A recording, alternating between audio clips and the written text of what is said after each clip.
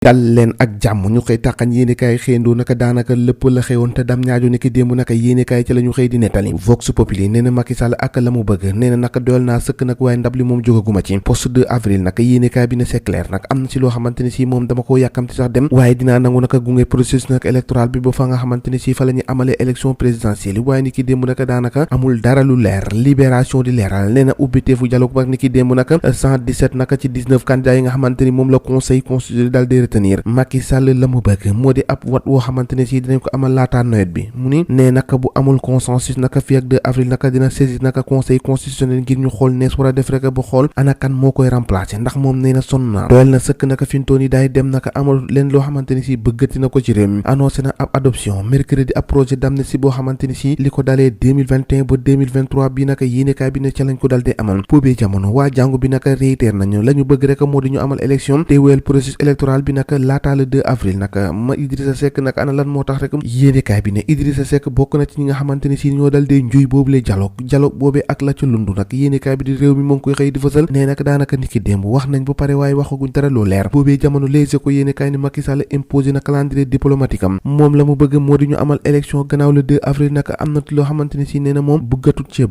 bokkul te du ma sa bokk naka les spoliés maanaam ñi nga xamante ne si dañ leen rakkale woon naka seenu candidature naka ñoom bëgg nañu naka ñu dal dee tàmbaliwaat li nga xamante ni moo di processus électoral bi waaye buñ jon naka nee na fi ñu toon nii loolee moom daanaka du mu la ne ndax fam la rek ñu wéyal li nga xamante ni moo fi am ba noppi Idrissa Seck boycotté na la surprise générale naka ab loi d'amnistie boo xamante ni si fas yi nañ ko becc naka ci conseil des ministres laataa ñu koy yóbbu naka ci assemblée nationale les premières tendances se dessinent mbir mi nag mu ngi tàmbalee leer gannaaw ubbiteefu dialogue bi ni ki démb amul benn chance boo xamante ne si dinañ amal élection fii ak 6 mai 2024 nga ni ma ne Macky Sall la mu évoqué rek moo di weeru koor bi Karim bi Dakar ak Medina Gounass yéenekaay bi ne Samba si bu PIT nee naka mu ngi dépendre ci ñun nag ak processus boo xamante ni si mun nañ koo tàmbaliwaat na le quotidien yéenekaay dikkaat ci boobu li présidentiel nag ak ubbiteefu dialogue bi ni ki démb Macky Sall ak discours ba mu yëkkati nee nag bu élection amul fii ak le 2 dafay jël pouvoir bi nag xool conseil constitutionnel ñu xool ne dafa def rek bu jax ko jox moom doyal na sëkk la mu bëgg rek moo di organiser élection laataa nawet bi di ñëw am na ñoo xamante ni si d'accord ne wala d'accorduñu loolee moom si moom rek lay dépendre ndax projet de loi d'amnistie war nañ ko yóbbu ci assemblée nationale acteurs yi naka séewaloo nañu naka diggante poursuite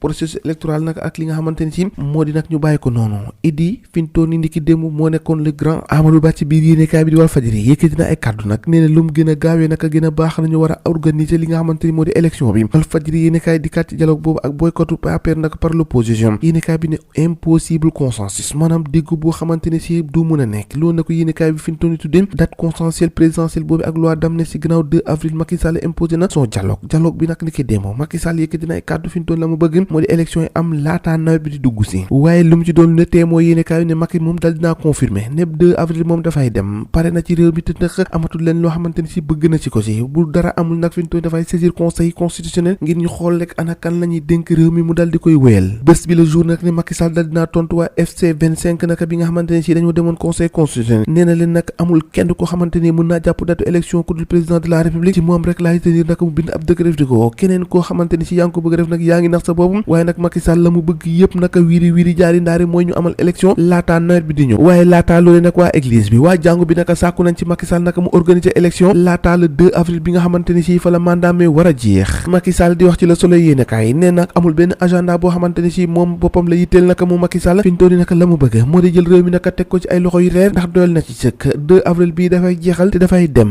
mu mel ni Macky Sall naka dafa damm dafa taay naka ci wax ju bëri ji loolee tax naka di ki démb daanaka aalu na gannaaw naka bi ñu ubbi dialogue boobee naka nekk fi ñu toll naka dialogue bi wala date bi naka si moom lay dépendre naka ku mu ko bëgg ku ko bëggul naka wala kum neex kum naqariwul naka ci loolee ngay wuy noonu leen ko waxee ni ki démb moom président de la république ci réew mi lii yëpp nag bu dàq élection amul doon du fi am loolu mooy dëgg ñoo ko déggandoo jàngeen jëf ba ëllëg